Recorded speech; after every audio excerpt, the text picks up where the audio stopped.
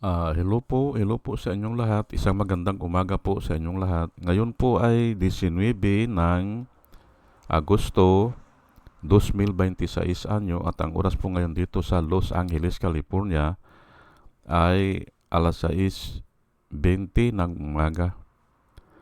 Araw po ngayon ng Miyerkules. At nais ko po mag-vlog mga kababayan, mga minamahal. Direct po dito sa Los Angeles, California ay patungkol po dito kay Loren Legarda na nabalita kahapon unong isang araw na nag-extend ng medical leave hanggang August 19. Ngayon pala hanggang ngayon 14 to 19 ay noon pa nag-vlog na ako dito patungkol dito ay naniniwala ako na hindi na babalik ito o kaya babalik ito pero maghihintay lang ng favorable condition. Yan po o kaya ay baka hintayin niya mapalitan ang administrasyon o mag-eleksyon. Ay aywan lang natin ay tayo naman ay yan lang ang assessment natin. Hindi na babalik kasi nga ay hindi siya sanay o wala siyang makapitan. Actually mayroon kasi mga politiko po yan pero nagsugal na siya sumugal na siya pinili niya si Duterte. Ayan po ay simple na-identify na kung saan siya. Kaya ngayon mahihirapan siya ngayon na pumunta sa kabila. Yan po at may balita pa noon, aywan ko kung totoo naman, mabigat daw yung hinihiling niya bago siya lilipat sa kabila. Ayan po ay ay ganyan po talaga sa politika Pero nga ang masasabi ko lang po diyan nagsugal siya o pinili niya si Sara Duterte o ang mga Duterte kasi nga malaki ang naibigay sa kanya. Malaki ang pabor na nakuha niya noong binigyan siya ng mga lisensya, hindi ba? Yung anak niya, 23 years old, ibinigay ang mga lisensya. Ay, paano bibigyan ng lisensya yan Hindi ba? Yan ang nakakatakot dyan. Pero nga, ang ginamit nila ay yung power nila sa politika. Pero hindi po ganun Hindi po ganun. Kung bibigyan ka ng lisensya kung wari man kung wari man na o kung pakiwari natin na bibigyan siya ng lisensya ay dapat tingnan muna kung ano yung ginagawa niya, hindi ba? Ano yung project na natapos niya? Ano yung saan ang mga tauhan niya, saan ang kumpanya niya, saan ang planta niya? Hindi ba? O saan yung mga project na ginawa niya para inspeksyonin natin. Ganun po bago ilaan yung lisensya sa kanya. Doon sa anak niya na solar boy, hindi ba? Si Leandro Libiste. Ay mali talaga Ako po dito ay bilang isang technical man, bilang isang engineer, ay alam na alam ko po yan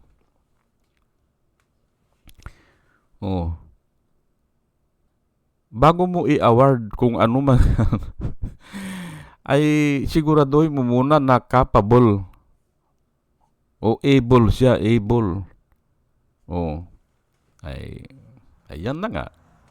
Ginamit lang nila ang power nila sa politika kaya ganyan ang nangyari. Ay hindi ko na i-discuss dito yung ano ba yung mali diyan. Basta alam ko mali yan. Sa ordinaryong bahay na lang halimbawa, magpapatayo ka ng bahay worth, ang ordinaryo na bahay lang ngayon 2 story baka abutan ka na ng 10 million to 20 million ay kung magpatayo ka ba ng bahay kukuha ka ng kontraktor na hindi pa nagpatayo ng bahay, wala pang experience, hindi ba? O yun na lang, hindi ba? Mali ang gobyerno, mali ang ginawa ng gobyerno, yung sa Kongreso. Pero palagay ko yan ay pinirsa lang nila yan Pinirsa nila. Kaya ngayon ay katakot-takot na problema ang haharapin nila. Ayan na, no? At ayun, pumili na siya na samantalang dati ang kasamahan niya ay matitino, na-identify siya sa matitino na tao o mga senador ay bigla na lang ganyan, hindi ba? Ay talagang wala pong lihim walang lihim na hindi mabubunyag Opo, hindi na niya maitago ngayon Paano yan? Di ba? Hindi na niya maitago kahit anong galing niya sa communication o mass communication o broadcasting, kahit anong alam niya, hindi niya maitago yan na siya ay yung nakipagkasundo yan kila Duterte, kaya ganyan. Kahit anong tago niya, kahit anong lihim ay mabubunyag po yan At iyan na nga ang umaabot ngayon. Katulad lang yun nag-testify si Gina Acosta, hindi ba? Si Gina Acosta kanya ay isinugo ako, sabi niya yan ang gawin ko ay boss niya yun, isinugo siya ni Sara na ibigay ang pera doon kay Latsika. Walang lihim po na hindi nabubunyag Kahit na itago na nila ng itago ay lalabas. Darating ang panahon, hindi na niya kayang itago. Ganun lang po yan Hindi ba? At yan ang nakikita ko dyan na problema ni Loren Legarda.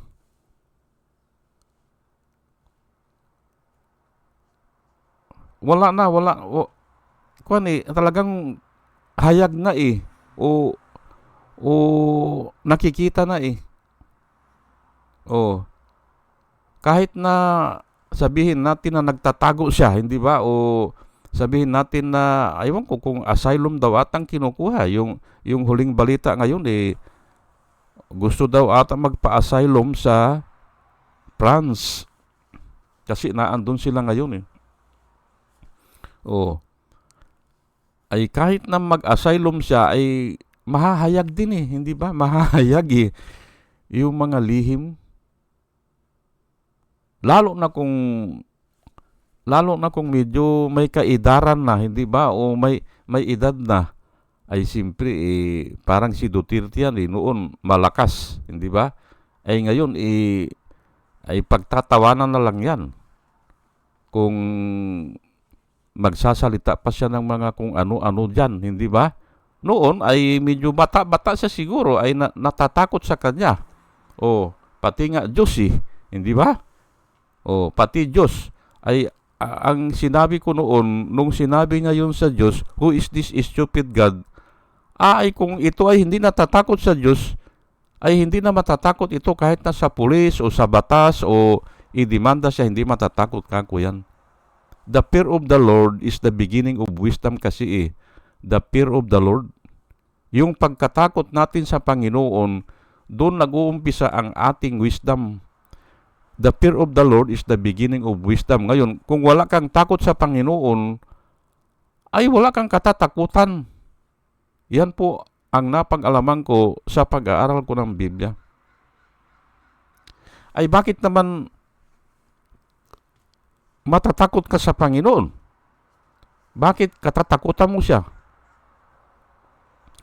Siguro, tatanungin niyo ako, bakit matatakot ka sa Panginoon? Ay opo, matatakot ka kasi nga kaya niyang gawin kahit ano hindi ba? Oo, kaya niyang gawin. Oo, ay ikaw, limitado ka. Adi matatakot ka sa Kanya? Ang Kanyang kapangyarihan ay kagilag-gilalas, hindi ba? Ganun po Walang lihim sa Kanya o walang lingid sa Kanya. Alam niya lahat yan. Ang mata ng Panginoon ay abot saan mang dako. Kaya matatakot ka. Oh. Pero ang number one dyan ay kung ito ang sinabi niya, gagawin niya. Kung ito ang pangako niya, ay doble yan. Talagang gagawin niya. Oh. Ay kaya nakakatakot ang Panginoon. Pero sa una lang po yun, sa una. Pero bandang huli, yung pagkatakot, napapalitan po yan ng pagmamahal. Yan po. Yan po ang katotohanan dyan. At yung pagmamahal na yan, dahil nakita mo na ay tinutulungan ka niya o kaya mahal ka niya. Ganun yan. Kaya yung pagmamahal ay pumapalit doon sa pagkatakot. Una kasi pagkatakot Later on pagmamahal. At yung pagmamahal, doon ka if you love me, sabi niya if you love me ni Jesus Christ, you will obey my commandments, sabi niya. At doon ka ngayon makakasunod dahil doon sa pagmamahal. Hindi po doon sa pagkatakot. Hindi sumusunod po ang tao sa pagkatakot. Hindi. Gumagawa lang yan ng paraan para makaligtas doon sa batas. O akala niya ay lulusot na siya. Kasi matalino siya. Kasi makapangyarihan siya. Yun ang iniisip niya lulusot siya sa batas. Okay. Ngayon, pero yung pagmamahal mismo, yun ang nag-uudyok sa atin para gayahin kung ano man yung ginawa ni Kristo. Yan po, ang masasabi ko dyan.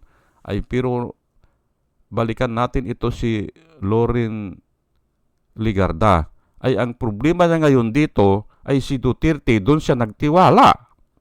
Hindi ba? Akala niya maisasalba siya. Ay hindi po Kasi tao lang po yan Tao lang yan Hindi ba?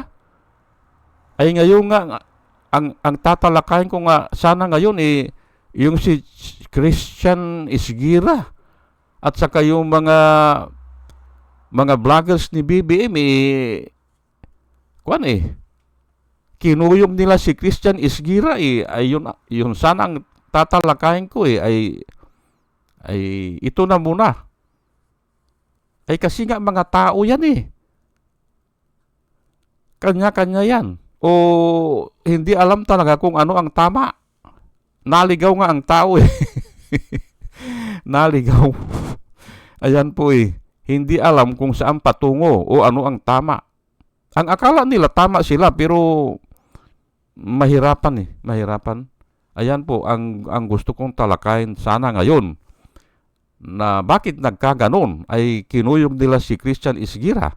Ay sino ba ang mali dyan? Ay tao nga yan Pare-parehas na tao yan Ay halos walang matuwid dyan. Ngayon ay bahala na kayong mag-analyze. Kaya nga ako, ang nilalakad ko dito ay yung ano ba yung sabi ng Panginoon o ano ba yung advice ng Panginoon o ano ba yung mga ordinance niya o mga prescription niya. Yun po ang intindihin natin at yun ang tama. Para hindi tayo malito, katulad ito ni Loren Legarda, ay dumikit pala ito kay Duterte. Kasi nakuha niya ang prangkisa, hindi ba? Dumikit ng dumikit at ayan nga, walang lihim na hindi nabubunyag kahit na itago nila yan, ay hindi na niya maitago. Kasi nga sa paglipas ng panahon po hindi ba? Parang yung Makata hindi ba? Ay sabi niya, hindi ko na maitago, sabi niya. Kahit anong tago ko kanya, ay sa paglipas ng panahon, ay nabubunyag na. At ito aaminin ko na. Sabi po ng mga makata di ba? Oh, ganun po Kahit anong pagtago ko kanya ay wala sabi niya Oh, ganun po yung mga makata. Oh, ay ito nga, nagtiwala siya kay Duterte, ay bahala siya, hindi ba? Oh, o sinuportahan niya si Sara sa impeachment. Oh, nag-aabogado sila kay Sara ay problema talaga yan. Problema yan kasi ang tao ay gusto ng mga tao kung sino yung kurap ay maibilanggo Yan po ang basic ng tao. Oh, nagnakaw ka, ibilanggo ka. Yun po ang prayer ng tao sa Panginoon. Lalo na kung ganyan, kasya mong sasakyan, hindi ba? O nag-abroad ka, bumili ka ng kutsi. Normal lang po ito sa mga tao, O bumili ka ng sasakyan, ay binaha, ay lumubog sa tubig, adi ipa-overhaul mo, hindi ba? Dahil kakatok yan Kung hindi mo maagapan, adi mumurahin niya yung mga corrupt official na nagpagawa ng flood control. Ganun lang po yan ay siguro ay dininig na ng Panginoon yung mga prayers ng mga tao. Ayan po At ito po ang isishare ko po sa inyo bakit nag-medical leave na naman hanggang 19 hanggang ngayon ay ito nga Proverbs 28 verse 1. The wicked flee, though no one pursue, but the righteous are as bold as a lion. Yan po The wicked flee when no one pursue him, but the righteous or the innocent is as bold as the lion. Ayan po Bakit hindi niya harapin ngayon ang kaso niya? Hindi ba? Harapin niya Ganon kay dilema, hindi ba?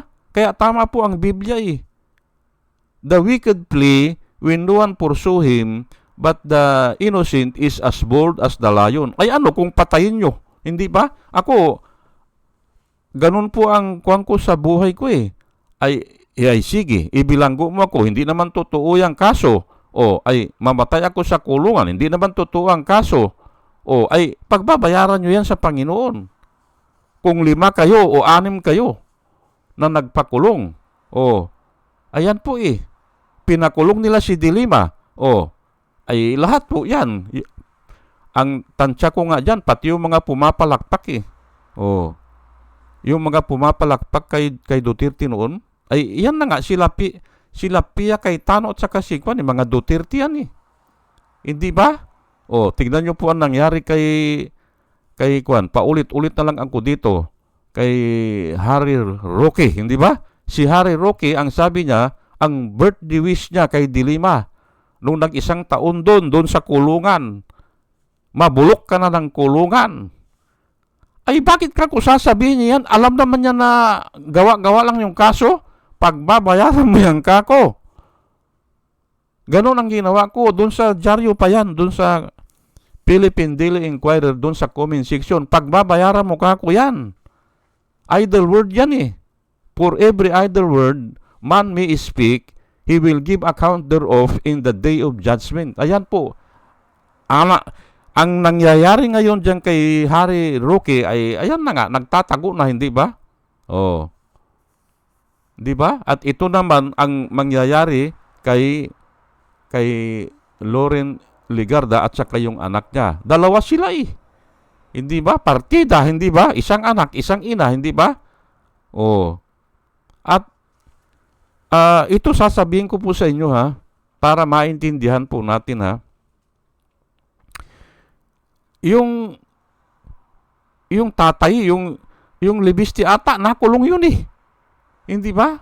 Ay kung nakulong yun, ay ano ba ang kwan ay nakapatay ata yun Ngayon, ay kung ganun ang ugali niya, kung ay simpre naririnig ng anak yan nag-uusap yung nanay at saka tatay.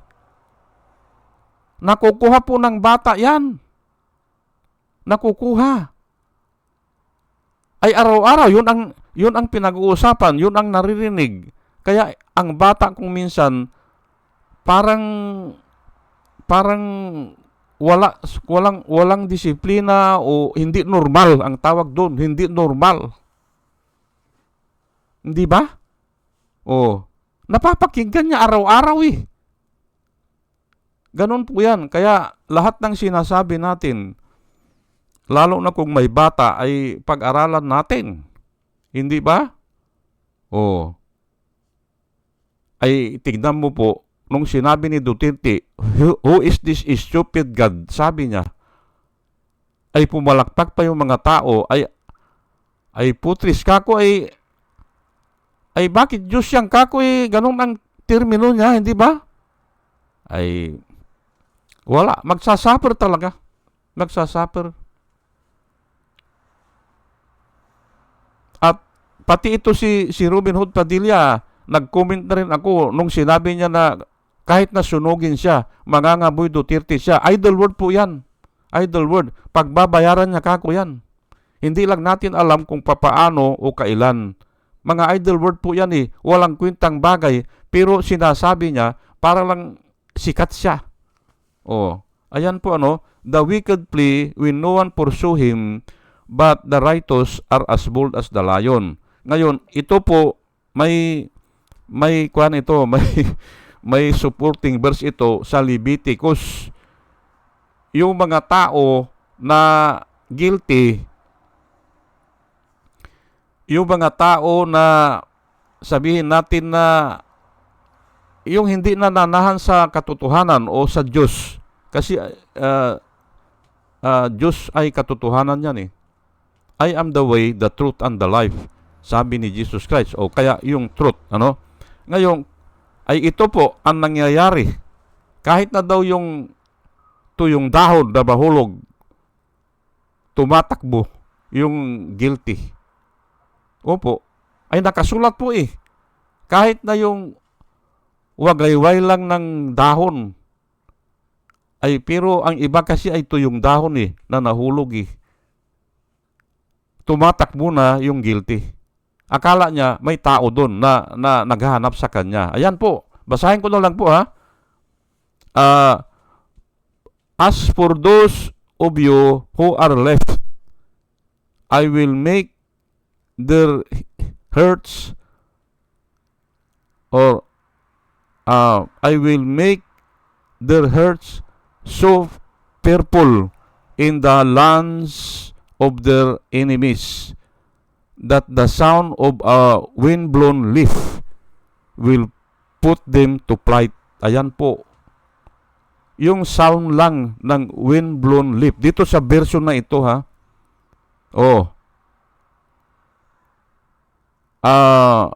Will put them to flight. Tatakbo na sila. Ayan po. Ay isinulat po yan eh. Ay ano ba ito? Ay ito po yung mga remnants. Mga remnants ng mga Israel nung sinalakay sila ng Babylonians. Natalo sila eh. Pero higit pa dyan ang gagawin ko, sabi ng Panginoon. Higit pa dyan. Ay magtatago nga sila eh. Ay pero hahanapin sila eh. At yun nga ay nagtatago sila, may mahulog lang na tuyong dahon, tatakbo na sila. Ayan po, ay nakasulat po oh. Binasa ko na po, hindi ba? Ganon, inilagay ng Panginoon sa kanilang mga kalooban o kanilang puso. Basahin ko po ulit, as for those of you who are left, yung mga naiwan, mga remnants nga eh, kasi pinagpapatay na eh. Pinutulan na ng dila eh. Paano ka, hindi ba? Pinutulan ng tainga, pinutulan sila ng ulo. As for those of you who are left, ito yung mga naiwan, hindi ba? Ay paano silang hindi matatakot dyan? Nasa description nga yung kabayo ng Babylonians simbilis ng agila eh. Hindi ba? Paano yan? Hindi ka mananalo doon kung ang kabayo ng Babylonians, ay ewan ko lang kung poetic yun o ay basta ganoon na nakasulat eh. Yung kabayo ng mga Babylonians, pag dumagit, parang agila. Kaya nga yung yung yung isang Babylonians lang ay chasing 1,000. Hinahabol niya yung 1,000. Hindi ba? How, ang description po ng Biblia, how can one man chase 1,000? Ayan, nangyari yan sa Babylonian. Nung sinakop sila ng Babylonian, ay ipagpatuloy ko na lang po, I will make their hearts so fearful in the lands of their enemies that the sound of a windblown leaf will put them to flight. They will run as though fleeing from the sword, and they will fall even though no one is pursuing them. Ayan po, hindi ba? Kaparehas ng Proverbs. Ay wala pala gumahabol sa kanila, pero tumatakbo sila. Ay ayan lang nga.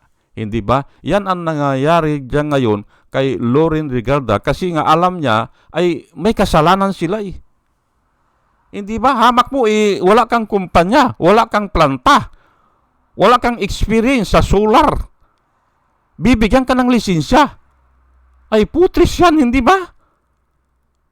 Kalukuhan yan. Kayo po ang magkuhan, hindi ba? Kayo po ang mag-analyze. Ay bakit nangyari yan? Ay dahil nga dumikit sila kay Duterte. Approve, hindi ba? Approve. Ganun lang po yan. Sige po, hanggang dito na lang po, at sana sa ating pakikinig po ay may natutunan tayo at na wisdom na nanggagaling po sa Panginoon. At muli mga kababayan, mga minamahal, isang magandang umaga po sa inyong lahat at salamat po sa inyong pakikinig. Salamat po ng marami. Salamat po.